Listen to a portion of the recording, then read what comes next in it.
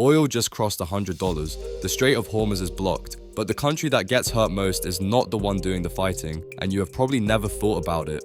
Around 20 million barrels of oil pass through that narrow waterway every single day, roughly 20% of all the oil on Earth. Since late February 2026, it has been effectively shut. Tanker traffic has collapsed, insurance companies have fled, and the world is scrambling. America is largely insulated. It produces more oil than any country in history, 13.6 million barrels a day. It has emergency reserves. It has pipeline alternatives. For the United States, this is painful. For Asia, it is catastrophic. Japan gets 90% of its crude oil from the Middle East, nearly all of it through the Strait. South Korea gets 70% of its crude from the Middle East and routes more than 95% of that through the same waterway. Vietnam has oil reserves that last fewer than 20 days. Pakistan, 20 days. Schools across Asia have closed. Governments have told workers to stay home. But the real shock is not energy, it is food.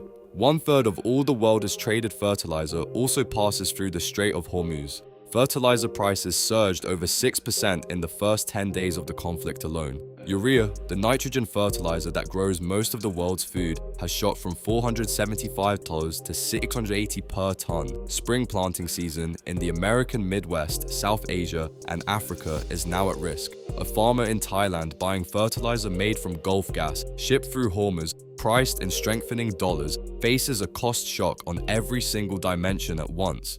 Indonesia and Bangladesh are expected to be among the worst affected. Brazil, which imports 85% of its fertilizer, is also exposed. The food crisis has not arrived yet, but it is being built right now, in the fields.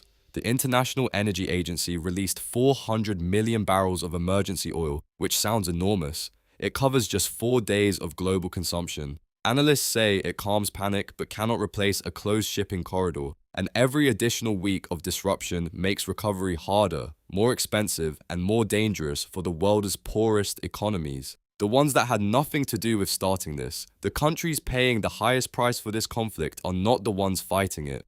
That is how global supply chains work, and most people never think about it until the shelves start to empty. Follow for daily breakdowns of the economics and power reshaping our world.